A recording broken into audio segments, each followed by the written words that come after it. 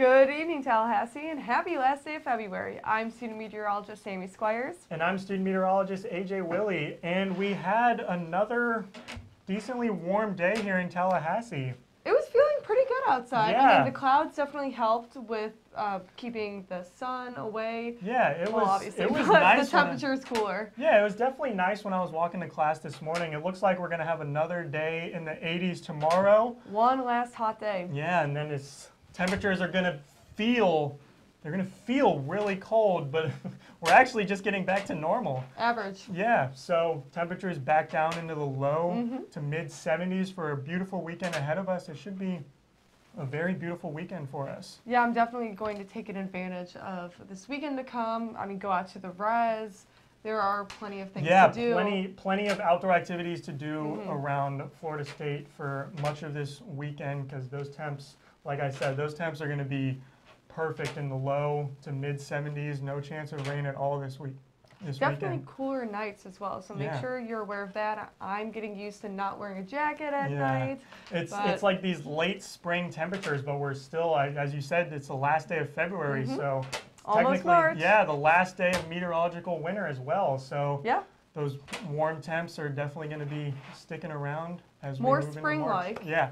Yeah, as we move into March as well. Yeah, but for now, I'm actually going to walk on out to the wall and give a look at our overview. So, for much of the show tonight, we will be talking about a front that we're looking at that's going to be moving through our area tomorrow night, and then as we were talking in the opening desk, it'll be bringing along those seasonal temperatures that we have been longing for with these very warm days we have had. And then we're also looking at another front that's going to be passing through maybe early next week. Now, currently around our region, Tallahassee is sitting at 73, Valdosta also at 73. Much of our region is in the low to mid 70s on this map, and we've got a lot of partially cloudy and overall cloudy conditions for much of our region. And now if we look at this satellite and radar, you can see that the Arkansas and Tennessee regions have been getting pelted with rain for this past 3 or 4 days or so.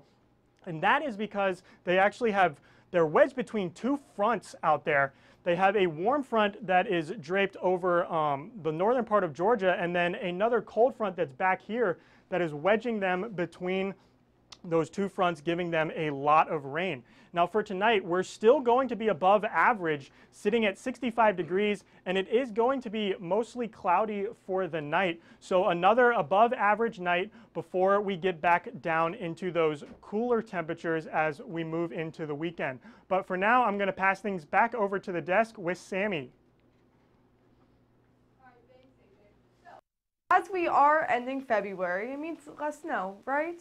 Well, actually, in the year 1900, there was a massive storm spread record showing from Kansas to New York State, and the snowfall ranged up to 17.5 inches. So, as we get into March, you may or may not see storms like this, but in 1952, there was also another massive storm, leaving winds up to 72 miles per hour. Well, spring is approaching though, so that means more thunderstorms are coming our way. Hopefully not that snow. In 1987, a powerful storm produced severe thunderstorms from Louisiana to Mississippi, around that whole area, early in the day, and there was a tornado that killed 6 people and injured over 350 people. So that was in 1987 today.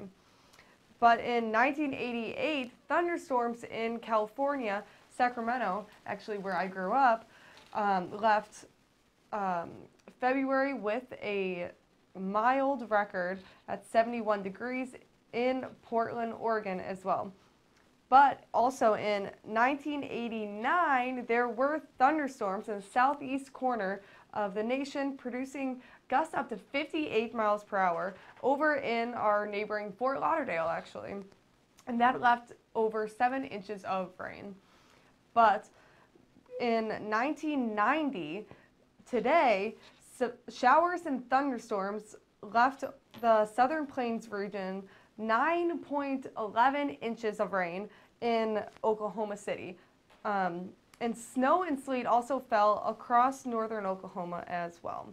So those are your weather records of the day. But for now, I'm going to take it more locally with what we are experiencing here in Tallahassee. Look at that high, 77 degrees, right above the average.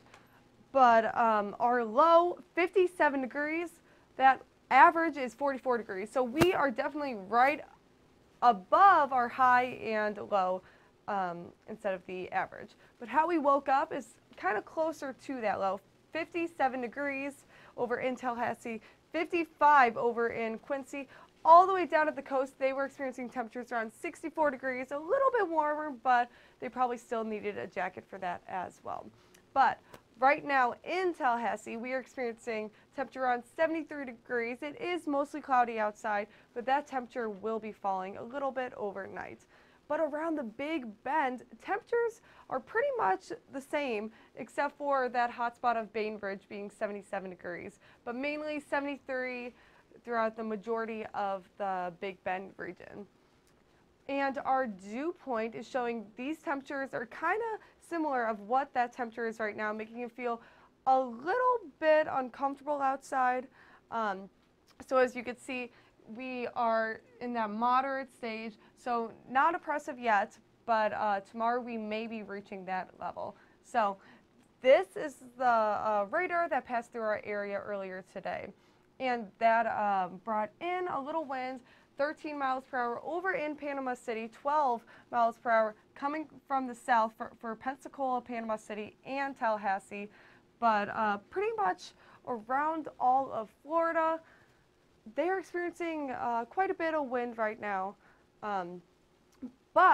so you can see some of those spotty conditions making its way throughout our area. But into tonight, 65 degrees, it will be mostly cloudy and above average as well. But that will make way for a nice and warm Thursday. So there is still a chance of rain though, so you may need a just a light rain jacket because it will be very warm outside. But those rain chances will increase later in the night. So as you can see, Thursday, 30% chance of rain, 83, and then the temperatures start dropping into Friday. Only a 20% chance of rain in the morning, but 72 degrees. So that low drops from 65 into 53, and that low drops even more into 42 degrees for Saturday, but it will be mostly sunny for Saturday, Sunday, making it a beautiful weekend into Monday as well. So temperatures will be pretty similar through Friday all the way until Monday. But for now, I'm going to take a look with AJ. Yeah, let's zoom on out there and take a look at the southeast right now. So yesterday we had trace amounts of rainfall for much of the southeast until we move over here to the Arkansas and Tennessee and northern Louisiana regions. As I was talking about in the show's opening, they are wedged between two fronts right now, and that is making them to have received a lot of rainfall yesterday, and honestly it's been for about the past 3 days raining over there. Now our current sky conditions, much of the region is looking at some partly cloudy, and we got one sun here on the map down in Orlando, but much of the other part of the southeast is currently seeing partly cloudy to cloudy skies. And we can see here in Huntsville and Little Rock, it is still raining out there, so they are not really getting any relief from the rain that they have been experiencing. Currently, Tallahassee sitting at 73, Orlando at 78, Miami down there at 76. Some pretty uniform temperatures here in the low to mid 70s until we get over here into Jackson and Shreveport. They are sitting at 80 degrees. Now our cold spot on this map here is Wilmington and Little Rock, where they are sitting at 60 degrees. Now the relative humidities, Tallahassee, it is pretty humid outside right now, 79% relative humidity, and look over there at Little Rock, they are sitting at 100% relative humidity because it's raining over there right now. Wilmington as well, 86% relative humidities, so it is definitely humid out there right now, and it is going to be remaining humid into tomorrow as well. Now let's take a look at this 24-hour temperature change. Tallahassee, not much change since this time yesterday. It looks like we're only 1 degree warmer, and Orlando only 4 degrees warmer. But then look at Montgomery over here, 8 degrees warmer, and Shreveport, 15 degrees warmer than they were yesterday at that time. That is because they have that front that is going to be passing through, raising their temperatures before that front. And then if you get behind the front like Little Rock, then their temperatures have actually dipped 2 degrees compared to what it was yesterday at this time. Now the current winds, Tallahassee sitting at 12 miles per hour straight out of the south. Orlando looking at 14 miles per hour out of the southeast. We have some pretty gusty conditions out there right now. It is definitely windy for much of the southeast, with Shreveport over here sitting at 16 miles per hour out of the south. You can see that much of the map here is getting those southerly winds off the coast, and that is what's keeping our temperatures relatively warm. Now the satellite and radar is showing all that rain over there in Arkansas and up here in Tennessee as we move through our Wednesday, and they have definitely not been getting any relief from that rain that's been going through their region for the past 3 or 4 days. Now, due to all that rain, they are seeing some mild flood warnings and some flood watches and some high river warnings for much of the Mississippi and Louisiana areas. We've also got some small craft advisories off the Gulf, and we've got some small craft advisories over there in South Carolina and North Carolina. Now, if you look up top here by the graphic and down in western part of North Carolina, they've got some high wind warnings going on right now. And that's because there is a low pressure system situated off the coast that's bringing in some seriously high winds for them. But for now, I'm going to send things over to the desk with Jake and Sammy. All right, thanks a lot, AJ. We're going to switch gears a little bit here, and because we're getting into March and spring and all that, we have a little bit of baseball implications to talk about, which is really cool. So we are talking about the Tampa Bay Rays. Yeah, a lot of Rays fans around here in the Tallahassee area, so it might be relevant for some of you guys. For those of you that know Tropicana Field, it might be no more going forward. Yeah, we're talking about later into the 2020, 2021. We'll see, but they may be expecting a new field. Yeah, this team has been announcing plans to build a new ballpark closer to the actual city. They're currently playing over in St. Petersburg, if you didn't know by now, but they're moving to Ybor City, that's how you pronounce it, just a little bit north of Tampa. And the hope is to get this stadium done in about 2022 to 2023 or so. But a little birdie told me that there may not be a roof attached to it. Yeah, I'm interested to see what the plans are looking like for this, because for those who have been avid baseball followers here, we all know about Marlins Park, the new stadium that was built down in Miami in 2012, and the fact that they have a retractable roof there. But they still had a rain delay, which I don't think I had told you that before the show. Back in 2013 or so, somebody wasn't exactly paying attention to the weather, and a storm blew up right over Miami, dumped a bunch of rain on the field, and they had to have a delay despite being in an enclosed stadium. Wow. But, so that does increase chances for more delays, especially in Tampa, which is the lightning capital of the U.S. or world? The U.S. US. As far as I know. But the fact that we're in Florida and we're dealing with all this sort of summertime convection, they play a lot of afternoon games, for example, that's when it may be a good idea to at least put a retractable roof on the stadium. We'll see how that goes. So they're having a meeting tomorrow to talk about all of that. So stay tuned for more information on your local news for that as well. All right, so now my turn for the 7.5 minutes of Jake here. We're going to continue with a look at the national weather picture. And you see a lot of the same across the southern part of the country in terms of pretty rampant warmth.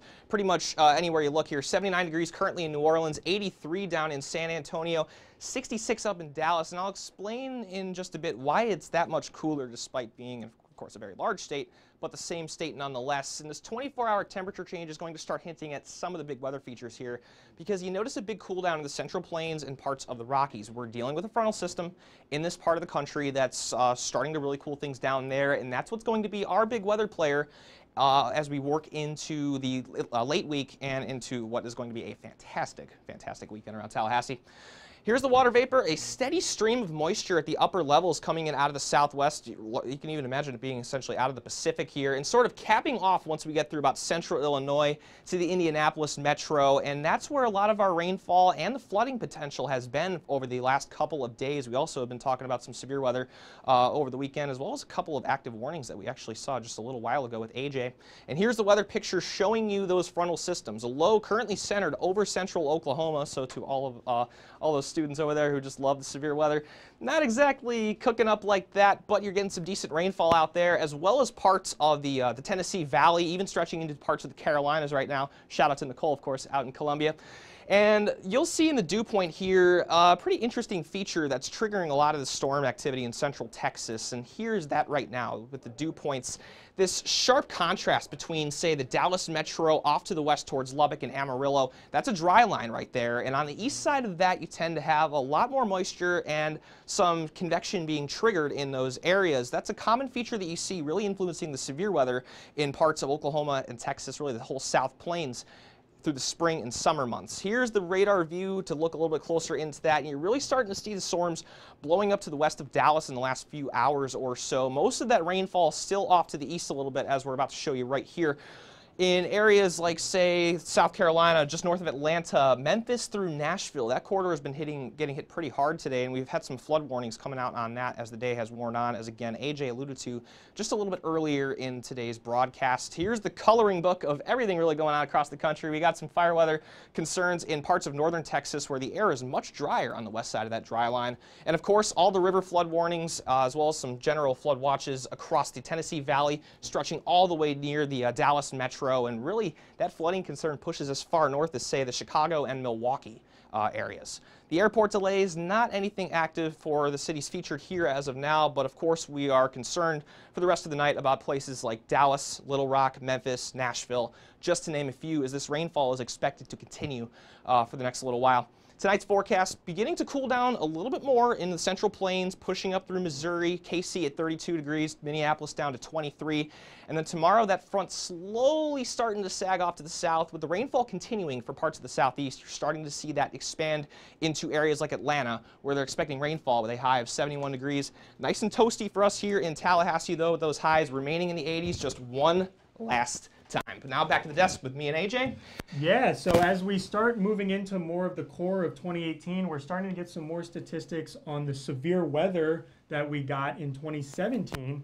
And it looks like from Hurricane Harvey back in the fall, there were over 1 million cars that got destroyed by that storm, and that's a lot of damage caused by one storm. Yeah, we all know about the historic flooding that happened with Hurricane Harvey. This made landfall in southeastern Texas back in August of 2017, and of course, a lot of these cars were effectively destroyed or just damaged beyond repair, and the extent of this went even just beyond the cars sitting out in the driveways. Yeah, and it's not just the fact that it hit a large metropolitan area and the fact that it dumped so much rain on that area caused the amount of cars and not just cars, but businesses and houses and just general infrastructure overall got destroyed. Yeah, as an example, a lot of tire dealerships were negatively impacted by this because the water coming into the buildings would simply pierce holes in the tires, and they just aren't designed to have water on the inside of the tire.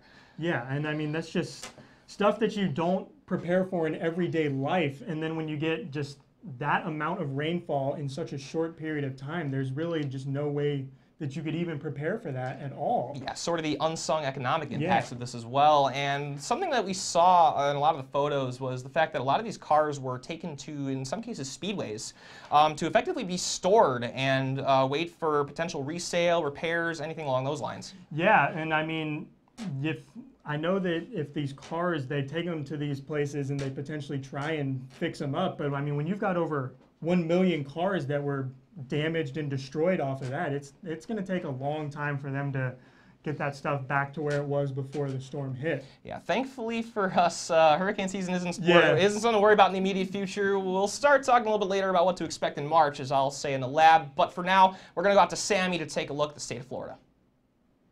Thanks, guys. So currently around all of Florida, we are experiencing very warm temperatures, as we will continue throughout tomorrow as well.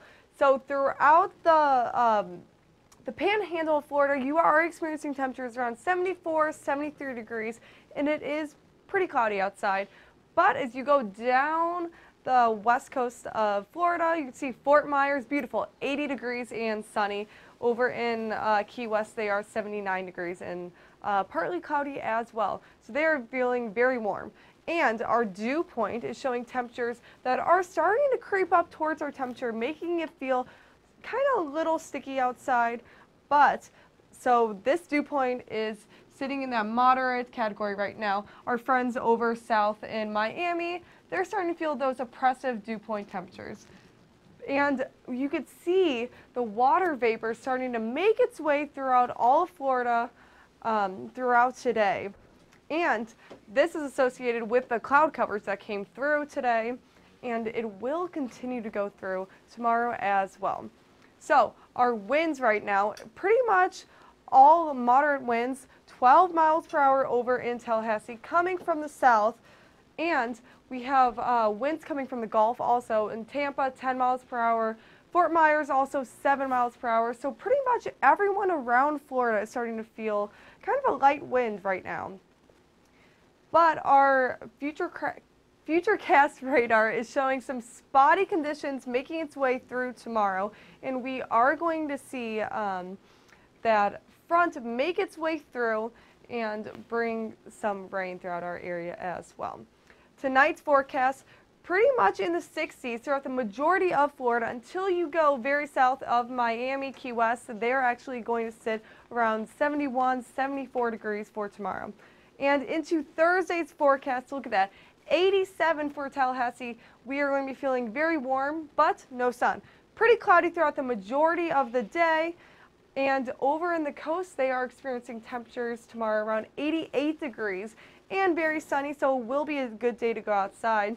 And for our current conditions, we are 73 degrees. It is mostly cloudy, but those temperatures are going to be very warm today and into tomorrow. But for now, we are going to take a look over at the lab with Jake. Thanks a lot, Sammy. It was a historic meteorological winter for all of us here in Florida, and I just wanted to spend some time to recap some of the interesting events and other statistical sorts of things about the months of December, January, and February around town. Across Florida, December wasn't quite as much fun, being a warmer than average month, which was actually number 25 in a row for the state of Florida, as a La Nina settled into the Pacific, sort of influencing the weather for many parts of the country. This is one of those rare months, however, where we had more snow reports than tornado reports, as we had a night of snow in the western panhandle in the early part of the month. January was a completely different story, and this is sort of where the fun begins for us here. It was the first cooler than average month across the state of Florida in over 2 years' time, as I alluded to that whole 25 number. 16 times the temperature got below 32 degrees in Tallahassee, so essentially half the times for the month, and it was the second month in a row with no tornado reports, but plenty of snowfall, as we saw on January 3rd, the first ever measurable snowfall in the month of January for us in Tallahassee, as we got 0.1 inches that morning, mixed with freezing rain, and it was our first winter storm warning in 4 years' time. Outside of Tally, some of the images and the statistics were even more impressive, with Valdosta reaching about 2 inches of snow that morning, and freezing rain amounts in excess of a quarter inch, which seems like a fairly small number, but is actually pretty impressive. The historic weather in February, as we've alluded to, we had 9 straight days above the 80-degree point here in Tallahassee in the month of February, which is a record. 5 of those 9 days actually ended up tying or breaking record highs, and we had a record-setting rain day on February 11th as well, with 6 inches in some spots. Some things to consider on the horizon here. The average high for March is about 74 degrees here, and we'll be on the lookout for some severe weather. Other dates to keep in mind, astronomical spring begins on March 20th, and daylight savings, of course, begins next weekend, March 11th. But for now, I'm going to go out to the wall, and we're going to wrap things up with our final look at the local. As Sammy already kind of got the ball rolling on here, we looked at those current conditions, and things were looking pretty nice with a temperature of about 73 degrees. The high temperatures were relative to last week, a lot more comfortable, but still above average at 77 here in Tallahassee. Mariana being the only spot in the Big Bend region hitting 80 degrees, and you're going to start to see these values cool down a little bit after one more quick warm spell tomorrow around here. The dew points, the southerlies came back, so with that, we're starting to see more moisture at the lower levels. 66-degree dew point in St. Mark's, 70 in a couple spots still in Bainbridge, as well as down by the coast in Apalachicola. And with that, we've actually had a couple of showers, including one that was on campus just a little bit before showtime. A quick little brief sprinkle for what's otherwise been a mainly cloudy day. A little bit more rain activity currently in southern Alabama, but that's not a big concern for us right now. We'll start worrying a little bit about the rainfall as we work into parts of tomorrow and tomorrow evening. Here's the southerlies once again showing you just exactly why we're seeing more of that moisture at the lower levels and some of that cloud cover, even a few of those showers. A consistent 10-mile-per-hour wind, roughly speaking, across the entire area, currently sitting at 12 here in Tallahassee.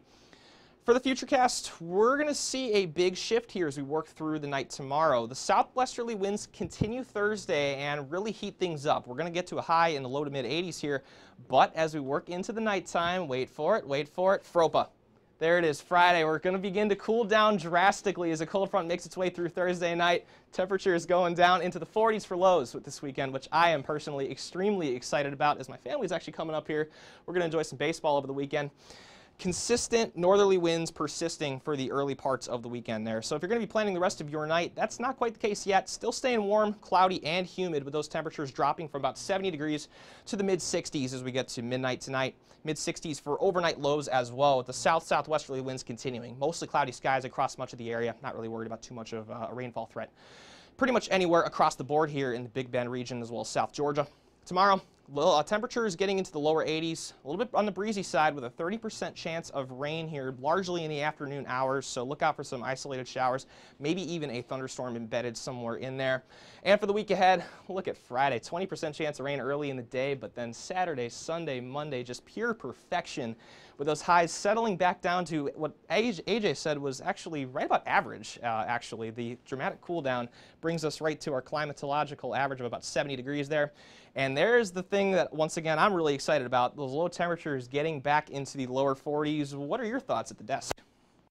Yeah, Jake, honestly, I would take those weekend conditions 365 days a year and not complain one single bit. Those are just about as perfect as you can get. I mean, it's pretty comfortable for everyone. 70 and sunny. Yeah, I don't think I've ever met anybody who's told me that they're not comfortable when it's 70, 71 degrees and sunny out there.